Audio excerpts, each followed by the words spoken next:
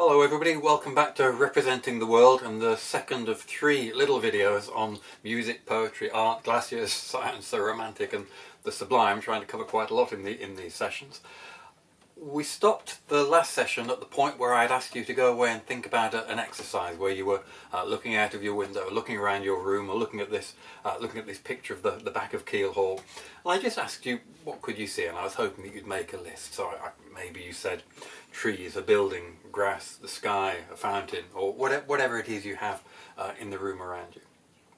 Now this is an exercise that I may have done with some of you last year in first year, and some of you will no doubt do it next year in the Inspirational Landscapes module.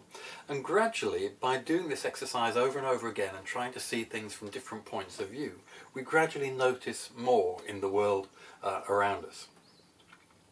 So as geographers, one of the things that we do is we explore different places, and having explored different places, we bring the experience of that exploration back to places that we knew before, bring it back home, and we maybe see home in a different way because we're seeing through different eyes, either through different eyes because we've been out into the world and we've experienced different things and we bring those experiences home with us, or seeing through different eyes because we've read observations of other people, or we've discussed landscape with other people and we've come to see things from their point of view or from their perspective.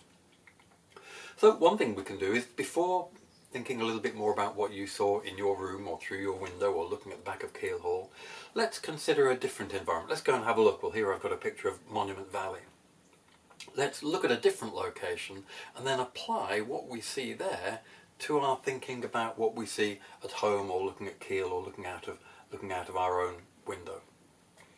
Now there's a famous geographer called D.W. Meinig, who you may have heard of already, but one of the things that he said was that if you take a bunch of 10 people and you stand them looking at a view, they'll all see different things because they're coming from different backgrounds. They have different interests, different expertise, different experiences, and so they see different things in the landscape.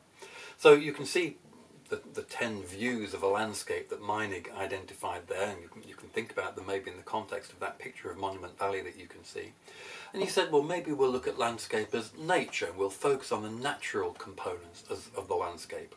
Or maybe we'll think about it as a habitat. What can inhabit that landscape? What lives there?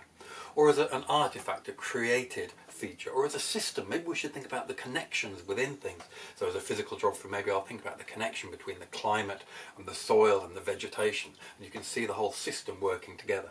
Or maybe as an engineer, you see it as a problem. How are you going to build a road through that particular kind of territory? How are you going to establish services for settlement in that kind of territory? So there are lots of different ways that we can think about any landscape, and when we think about the landscape through those different lenses, different things emerge as being particularly important. So if we think about landscape as aesthetic, suddenly we're thinking about shapes and colours and the way that those make us feel, perhaps. So again, a completely different way of looking at that landscape, simply because we're choosing to look at it from a different perspective, through a different set of eyes, through a different lens. And we don't have to stick with Meinig's categories. You can make up categories of your own for how you might want to look at your landscape. So maybe you want to think about the earth, maybe you're a geologist and you're interested in the earth, or maybe deep time. Or maybe you're a cultural geographer interested in the idea of home, or for whom is this home? Well, it's home to the Navajo Nation. It's a sacred place. It's also a tourist attraction. It's a film location. There are lots of different ways in which we might choose to look at a landscape, ask questions about it, interrogate that landscape, and come up therefore with different ideas about what's important. Like I said before, it's all about noticing, it's all about choosing what to notice, choosing what we decide is important, and what that's going to be depends on the perspective through which we're looking at that landscape. So having had that brief experience of going to Monument Valley, looking at a different landscape, but then also looking through all those different sets of eyes that Meinig briefly alerted us to, well, if you go back now and look at your own landscape, look again at my view here of Keele Hall, or your view of your room that you're in right now, or the window that you looked through when you did that exercise earlier. If you go back to the list that you made in between the two videos, I hope, if you go back to that list that you made in between the two videos, do you still think that that's a complete, full, accurate, relevant, appropriate list? Or maybe do you want to add something in about the view as history, or the view of system, or the view of artifact, or the view of aesthetic? Do you want to add something to your viewpoint? Or does looking at Monument Valley and thinking about maybe the time scale or the systems approach, does that make you want to think, yeah, actually we should add something into our view of our room or our view out of the window? So maybe pause the video now, and just add a few things into that list that you made originally, and just recognise that having seen different landscapes, and having seen landscapes through different points of view, through different perspectives from different points of view, has just enabled you to notice a few more things, and to have a wider choice of things to decide between when you're thinking, well, what's important about this landscape? And if you were going to represent this landscape to somebody else and tell them about it, what would you choose to tell them about? What's important in this landscape? Well, there's lots of things, and it kind of depends on the point of view from which you're looking at the landscape. So the big point that we've made there, I guess, it's a pretty obvious point, but it's a big point, that there are different ways of looking at the same landscape. So when you first glance at a landscape, you list the 10 important things about it. If you look again from a different perspective, you'll see another 10, then another 10, then another 10 important things about the landscape, depending on your point of view. So just to give an example of that, let's think about rivers. We've talked about glaciers a bit. Let's look at rivers for a second now. And a lot of you, certainly from the physical geography side, will be aware of the geomorphologist, the geographer W.M. Davis, and his idea of a cycle of erosion, or what he called the geographical cycle, which is the idea that rivers can play a role as being agents of change within a landscape, because over the course of time, Davis argued, a landscape will go through various stages of development, from youth through maturity to old age, based on the processes that are going on being affected by the river affecting the landscape, gradually wearing it down and changing the geomorphology. So rivers as agents of change was a key part of the thinking is a key part of that kind of geomorphological thinking. So rivers as agents of change. But what about this? Here's another way of saying, well, rivers are agents of change. This is people being baptized in a river. River as agent of change, washing away sins, renewing a spiritual renewal as part of that changing effect of a river. A completely different way of thinking about rivers, but still coming back to that same point of rivers as agents of change. And we can compare these different approaches. So in this slide on the left hand side, I've got a river profile according to W.M. Davis with the stages of his cycle of erosion, and on the right hand side there I've got an extract from a poem called River Profile by W.H. Auden, and you can look that poem up very easily on the internet and see the whole thing. There's just a few verses from it there. But what Auden does in that poem is kind of what Davis does in his geomorphology. He looks at different stages of the river, starting from up in the mountains where out of a bellicose foretime thundering head-on collisions of cloud and rock in an upthrust crevasse and avalanche troll country, deadly to breathers, the river, whelms into our picture below the melt line. So below the melt line of the snow and the ice, that's where we get the river starting. And then he works his way gradually downstream, but he's not thinking about the evolution of a physical landscape in the same way that Davis is doing. He's talking about a cultural landscape. So he describes there below the melt line, but still high up in the hills, and the frowning surf, goat bell, windbreaker, fishing rod, miner's lamp country. So he's describing the river, or he's associating stages of the river with different characteristics of cultural occupancy, if you like, or human occupancy. So it's another different way of looking at a river, but comparable somehow across that boundary between the physical and the human divide, if you like, in geography. Physical geography isn't the only way of looking at physical features. It sounds like a really obvious thing to say, but it's an important point to emphasise at this stage in our geographical careers, if you like, or our geographical development. There are different ways of looking at things, and different ways of looking at things, and it's perfectly fine for you to choose between those or to invent your own ways of looking at things.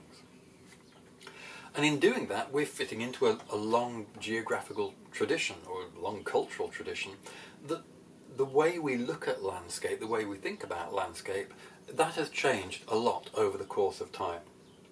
So, for example, 300 or 400 years ago, if I'd taken you on a field trip to the Lake District, you'd have probably thought, oh, what a horrible place this is, how terrible, how unproductive, how hostile, what a wilderness, what are we doing here? We don't want to be in such a nasty location. And generally areas such as the mountainous areas like the Lake District had a very negative gave a very negative kind of impression to most people. But then there was a major change around about the late 1700s and into the 1800s. There was a major change in the UK, in England particularly. This was based on the work of poets such as Wordsworth and Coleridge. And before their work, people were kind of negative about these remote, wild, rugged landscapes.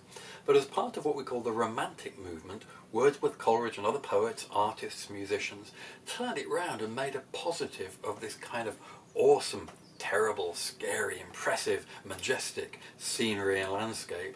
And now that's how we tend to think of these remote, exotic wilderness areas far away from our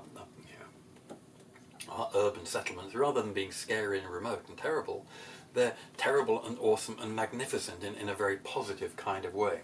So that was a major change in our way of looking at landscape, and it was part of this movement. Well, there's a definition there from the Oxford Companion to English Literature, describing Romanticism as a profound shift in sensibility throughout Europe between the late 1700s and the mid 1800s, and it kind of marked a reaction to a previous era of, well, the Enlightenment era, where people were focused very much on reality and accuracy and science and precision. And in the Romantic movement, well, emotionally it expressed an extreme assertion of the self and the value of individual experience. That's very different from scientific repeatability. The sense of the infinite and the transcendental. It's very much based on emotion, individual, personal, emotional experience of the world around us, not just the mechanical, scientific, repetitive observation and measurement of that environment. And it works through poetry, through music, and through art. So I'm sure most of you will have heard of J.M.W. Turner, a famous artist of that era. And here's a painting of his of the Alps. And at first glance, certainly if you're used to scientific block diagrams or things like W.M. Davis's block diagrams of the evolution of landscape over time, this is a very different kind of illustration from that, because it isn't trying to accurately represent exactly what the shape of each mountain or each bit of rock was like. It's trying to give you an impression of the artist's emotional response to that landscape. So it's not just a painting of the landscape, it's a painting of individual personal feelings about the landscape. And that's very characteristic of the Romantic movement. They pick landscapes to which they have a strong emotional response, and they deliver that response in a different form.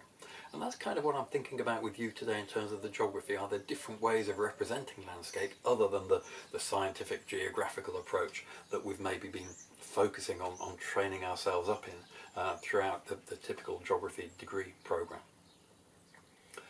And the term that you should be familiar with in this context is the sublime. Now nowadays people tend to use the sublime just as a superlative, where they say, oh, that ice cream was really good, that one was even better, oh, this ice cream was really totally sublime.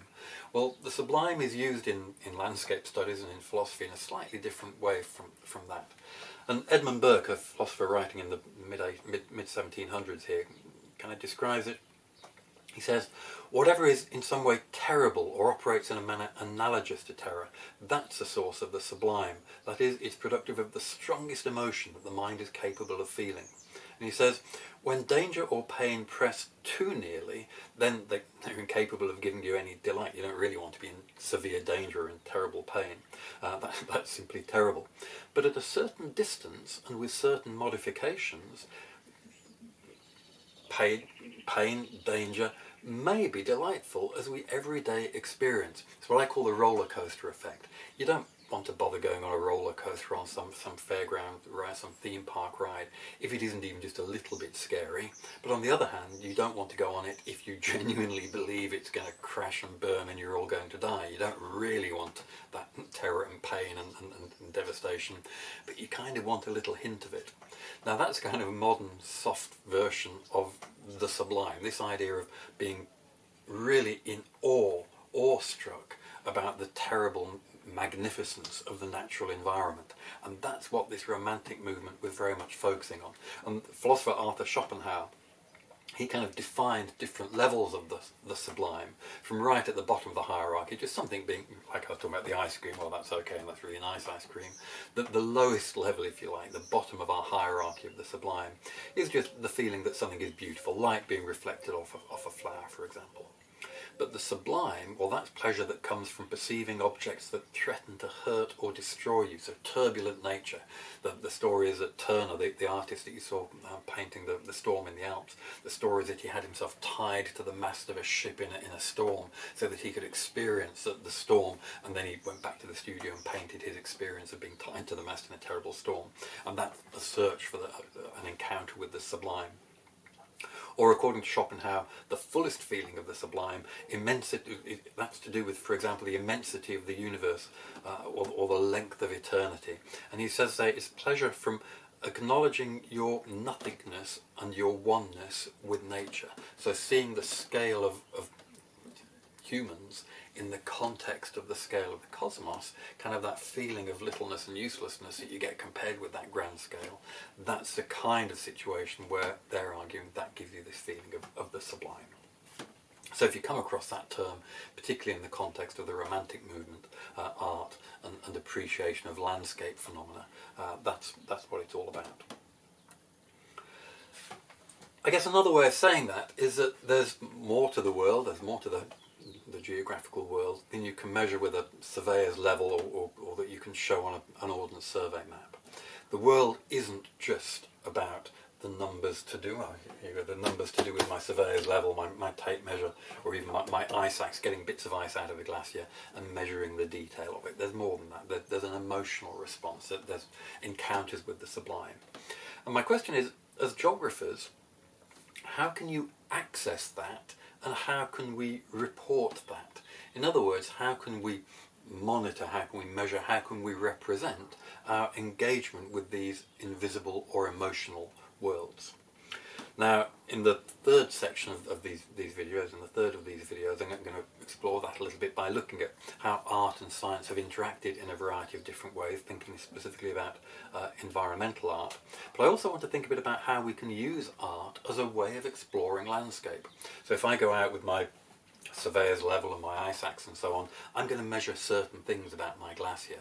But if I was to go out with an artist, a musician and a poet, and I was going to ask them to look at the glacier and tell me what they were taking away from the glacier, a bit like the Meinig experiment we did earlier, where 10 people look at the same view. My poet friend, my musician friend, my dancer friend, they're going to tell me about different responses to the glacier that I can maybe take on board and learn from and benefit from. Now, one way that we can try to do that for ourselves is by making our own art about things. Art is a way of exploring our environment. And don't worry, you don't have to be good at art. You can write a poem. It doesn't matter if it's a bad poem. You can draw a picture. It doesn't matter if it's a bad picture. That's not the point. The point is that by getting your brain to look at something in order to make art about it, your brain will see things that your brain won't see if you just look at the thing with a view to doing science to it. Doing art to something forces you to notice things that doing science to it won't get you to notice. So I'd like to finish off this second of our three video mini lectures with an exercise. It's in two parts. The first part I'll just talk you through, and you can do it kind of while we're talking almost, or we take a few minutes afterwards to do this. But then the second part is probably the more interesting bit. So, part one of this exercise. Imagine, don't worry, I'm not actually doing this, but imagine I give you three essay titles and I say, right, I want you to go away, you're geography students, I'm a physical geographer, here's a legitimate thing for me to do. I'd like you to write me three essays, please, by tomorrow. One called Glacier, one called River, and one called Ocean. Now if I did that, don't worry, I'm not doing it, but if I did that, what would be the chief characteristic of each of those landscape components, the main thing about glacier, the main thing about river, the main thing about ocean, that you would choose to emphasise in your essay? So you're writing an essay about glacier now. What's your big point? Don't dwell on it too long, just what comes to mind. What's the important issue? Oh, it's the way that glaciers affect the landscape or whatever. What about river? What's the important thing about rivers? Oh, it's the way they meander and their shape changes over time. Maybe that's the thing that gets you, I don't know, whatever it might be. What about oceans? Oh, it's all to do with the salinity and climate change and sea level change. I'm assuming that there will be certain things that spring to your mind as geography students about those topics that you'll think, right, yeah, that's what I'll write the essay about. And what would my connecting theme, question two there, what would the connecting theme be there? And you might say, oh yeah, well they're all part, for those ones, they're all part of the hydrological cycle. That would be a good connecting theme for a geographer to talk about. And then how would you present that in your text and diagrams? Well, you'd make an essay plan, and away you go, and you'd have your introduction, your middle, your conclusion, your references and so on, I assume. So part one of the exercise, and if you want to take some time to do that before moving on, pause the video, but part one of the exercise is just to do that and sketch out a few points that you'd include in each of those essays. So pause the video and do that for a minute now if you'd like to. Okay, ready to move on? Okay, part two of the exercise, or the real bit of the exercise, it's important that you do part one first, just to set your mind in gear, and then you do part two. So this is the real one, and this is what I would actually like you to do, please, after we finish this video in a couple of minutes' time, and before you move on to the third and final video mini lecture in this set. Here's your mission. If you had to choreograph 3 short dance performances, so I want you to communicate through the medium of dance, please. If you had to choreograph 3 short dance performances entitled, you know what's coming, Glacier, River and Ocean. So we're not thinking about geography essays now, we're thinking about dance. You can do any style of dance, any genre of dance that you like, ballet, whatever it might be. Here are the questions. What would be the chief characteristic of each of those landscape components that you would emphasise in your dances? So your dance about Glacier. What are you going to pick from Glacier to be the core of that dance act? What about River? What's the key thing about River that you're going to represent in dance? What about Ocean? How are you going to perform Ocean through the medium of dance? What are you going to get? What are you going to grab from Ocean and say, this is a thing, this is the essence of Ocean, and here it is translated into dance for you? What are you going to pick?